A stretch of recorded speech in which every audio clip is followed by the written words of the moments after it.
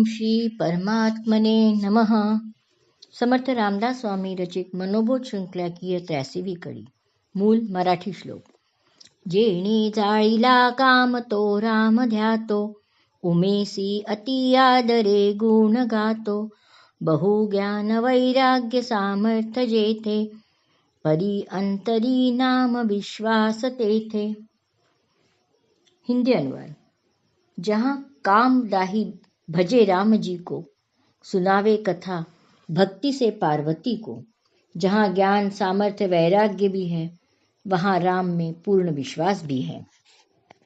काम रूपी मदन को जिसने पल भर में भस्म किया, वे शंकर भगवान राम नाम का गुण गाते हैं और पत्नी पार्वती के समक्ष उनकी स्तुति करते हैं।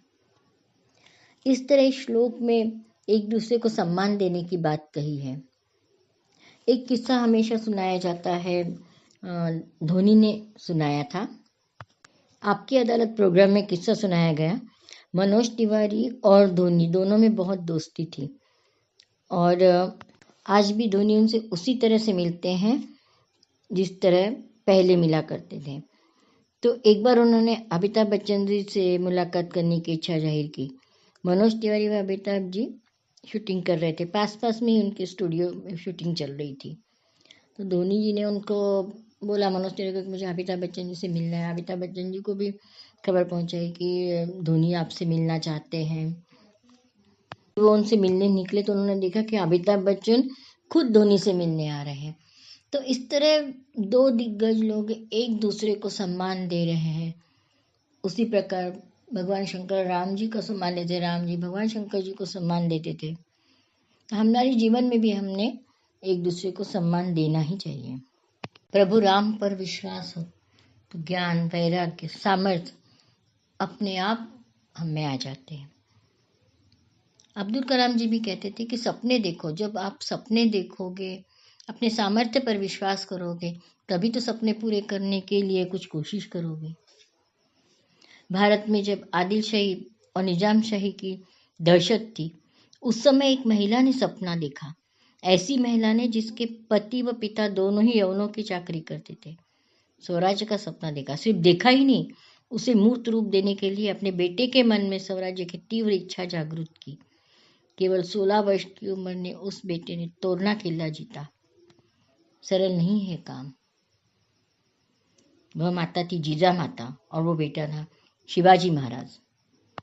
इस तरह वह खुद तो प्रगति के पथ पर चली, साथ में अपने अनुभव अपने विचार साझा कर अपने परिवारजनों को भी उन्होंने प्रगति के मार्ग पर चलने के लिए बाध्य किया। जगदीश चंद्र बोस जी की पत्नी अमला बोस, उनकी वजह से ही महिलाओं को मतदान का अधिकार मिला। ऐसे कई महान लोग हैं जिन्होंने अपने पत्नी को समान दर्जा दिया। ज्योतिबा फुले, उन्होंने अपनी पत्नी को पढ़ाया। सावित्रीबाई फुले, और उसके बाद सावित्रीबाई फुले ने स्कूल खोले लड़कियों के लिए, जिस समय लड़कियों को पढ़ाना अनुचित समझा जाता था। भारत की पहली डॉक्टर आनंदीबाई जोशी, उनके पति ने भी खुद उन्हें पढ़ाया, विदेश भेजा डॉक्टरी पास करने के लिए।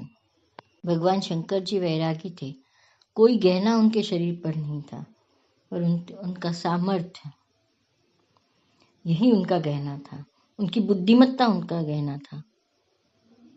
अब्दुल कलाम जी जब अपना कार्यकाल समाप्त करके राष्ट्रपति भवन से निकले तो उनके हाथ में केवल एक सूटकेस थी। डॉक्टर राजेंद्र प्रसाद, अटल बिहारी वाजपेयी, इनकी भी जब मृत्यु हुई तो उनके खाते में बहुत ही कम संपत्ति थी। अच्छी बातों का स्वीकार करने की आदत डाल ले तो बुरे विचार अपने आप दूर होने लगते हैं और जीवन समृद्ध होता जाता है, खुशियों से भरता जाता है। तो चलिए हम भी कोशिश करते हैं, सोने चांदी के गहनों से नहीं, सद्गुणों सुविचारों के गहने से अपने आप को अलंकृत करें।